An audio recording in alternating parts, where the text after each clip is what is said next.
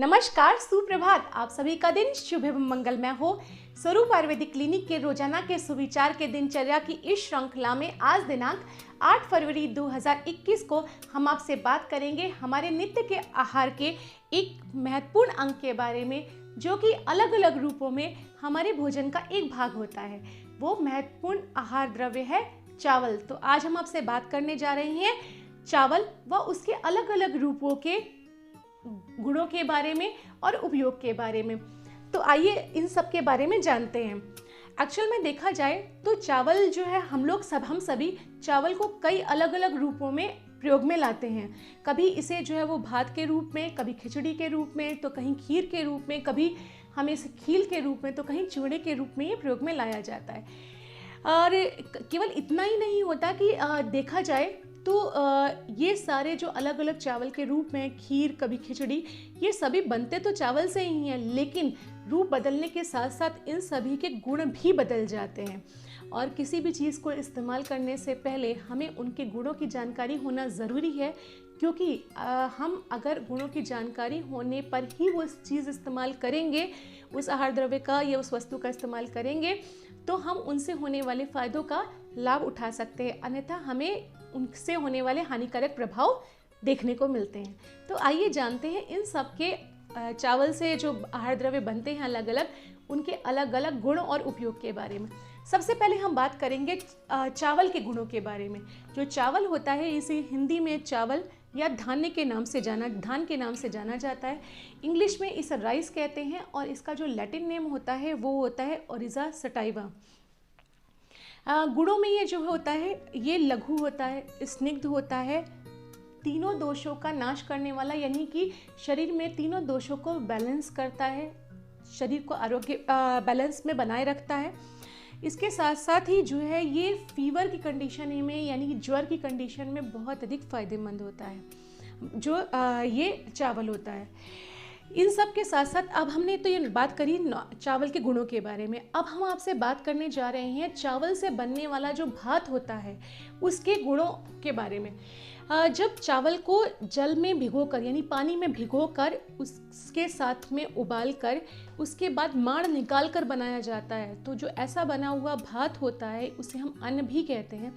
ये जो भात होता है वो अग्नि को बढ़ाने वाला होता है, यानी कि डाइजेस्टिव फायर को इंक्रीज करता है। साथ ही साथ ये खाने में लघु होता है, हल्का होता है, भोजन में रुचि लाता है और शरीर को बढ़ाने वाला नहीं, संतर्पण करने वाला होता है। जबकि अगर चावल को बिना भिगोए हुए और बिना माड़ निकाले हुए बनाया जाए तो ये चावल के जो गुण हैं, भात के गुण, ये अपोजिट हो जाते हैं। यानी अगर आपने माड़ निकाल कर चावल बनाया तो वो चावल लघु होगा, आपके शरीर को बढ़ाने वाला होगा और साथ साथ अग्नि को बढ़ाएगा, आपके डाइजेस्टिव फायर को इंक्रीज करेगा, डाइजेशन को अच्छा करेगा।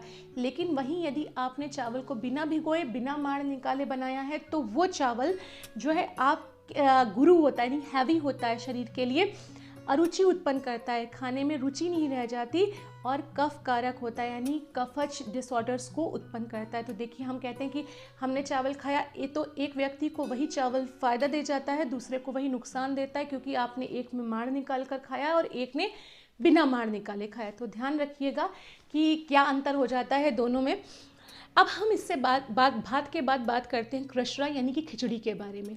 जब चावल में बराबर मात्रा में दाल मिलाकर इसे उबाल कर और इसमें उचित मात्रा में कोई सेंधा नमक या अदरक या जो हींग तड़का लगता है वो बनाकर खिचड़ी बनाई जाती है, तो ऐसी बनी जो खिचड़ी होती है वो गुरु होती है, हैवी होती है, बल कारक होती है, बल को बढ़ाने वाली होती है। साथ ही साथ ये पित्त कफ दोष को बढ़ाती है, यानी कि उनसे होने वाले डिसऑर्डर्स भी इनसे हो सकते हैं। सबसे मेन और इम्पॉर्टेंट चीज़ कि ये मल मूत्र के जो है विबंध को खोलने वाली होती है, यानी कि कहीं पर अगर यूरिन स्टूल का ऑब्स्ट्रक्शन हो रहा होता है तो उस ऑब्स्ट्रक्शन को जो एक खिचड़ी यानी कृष्णा दाल के साथ जो मिलाकर बनाई जाती है वो इसे उस विबंध को खोलती है। तो ये बात हुई हमारी कृष्णा यानी कि खिचड़ी के गुणों के बारे में। तो अब हम बात करते हैं आपसे खीर के बारे में। जब दूध में भुने हुए चावल डालकर साथ में उसमें जो है चीनी और घी डालकर उसे पकाया जाता है तो उसे हम खीर कहते हैं। ये खीर भले ही चावल से बनी है लेकिन ये देर में डाइजेस्ट होती है, जल्दी डाइजेस्ट नहीं होती।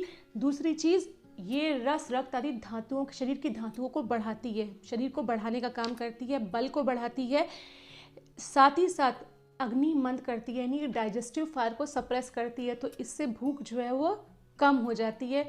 ये ध्यान आप रखिएगा जब आप खीर का इस्तेमाल करिएगा नेक्स्ट टाइम। दूसरी बात अब हम बताते हैं, अब इसी से अब हम बात करेंगे आपसे चावल का सत्तू के बारे में। चावल से बनने वाला जो सत्तू होता है उसमें क्या गुण होते हैं? ये अग्निकारक होता है, यानी कि जहाँ खीर जो है वो अग्नि को मंद कर देती है, डाइजेस्टिव फायर को दबाती है, तो वहीं सत्तू जो है वो अग्नि को बढ़ाता है, डाइजेस्टिव फायर को इंक्रीज करता है। ये लघु होता है, शीतल होता है और साथ साथ बलकारक होता है, बल को बढ़ाने वाला होता है। ये बात हुई चावल से बने हुए सत्तू के बारे में। तो अब हम बात करते हैं चावल से ही बनने वाला एक अलग रूप खील। हमने देखा है कि दीपावली के टाइम में अक्सर खील बाज़ार में बहुत आती है और हम लोग अपने घर पे लेकर भी आते हैं। ये खील वही होती है कि जब जो चावल के जो धान्य होते हैं उनको बिना कूटे ही जब जो है वो भून दिया जाता है तो जो बनती है वो खील कहलाती है। इन्हें कूटा नहीं जाता धान को। तो ये जो खील होती है ये मधुर रस युक्त होती है, शीतल होती है, सबसे बड़ी चीज़ ये लघु होती है और डाइजेस्टिव फायर को इंक्रीज करती है, यानी भूख को बढ़ाती है और बल को बढ़ाती है। और सबसे इम्पॉर्टेंट चीज़ कि वॉमिटिंग की कंडीशन में अगर वमन हो रहा हो, उल्टी हो रही हो या अतिसार यानी कि डायरिया हो रहा हो, तो वॉमिटिंग और डायरिया की कंडीशन में बहुत अधिक फ़ायदेमंद होती है खील जो बनती है। अब इसी से चावल से ही बनने वाला होता है चिवड़ा। ठीक है, चिवड़ा जिसको आप लोग पोहा भी कहते हैं, जो चिवड़ा होता है, ये चिवड़ा क्या होता है कि जब भूसे के समेत ही आप उसको भिगो दिया जाता है, धान को जो है भूसे समेत ही भिगो दिया गया और गीला ही इसे भून लिया जाता है, तो ये फूलता नहीं है। जब ये फूलता नहीं है तो इसे हम चिवड़ा कह देते हैं।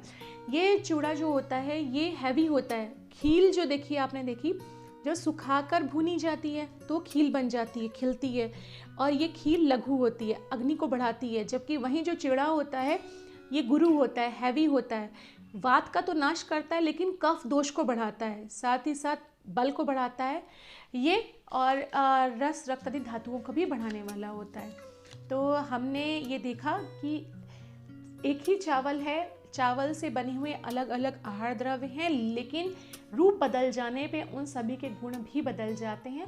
तो नेक्स्ट टाइम आप अपनी स्थिति, अपनी प्रकृति और अवस्था को ध्यान में रखते हुए ही इसके किसी रूपों को इस्तेमाल में करिएगा, ताकि आप इससे होने वाले फ़ायदों का लाभ उठा सकें। और इसके साथ ही साथ आप हमारे सुविचार के दिनचर्या की श्रृंखला से हमारे साथ जुड़े रहिए, अपनी दिनचर्या बदलिए और स्वस्थ रहिए। धन्यवाद।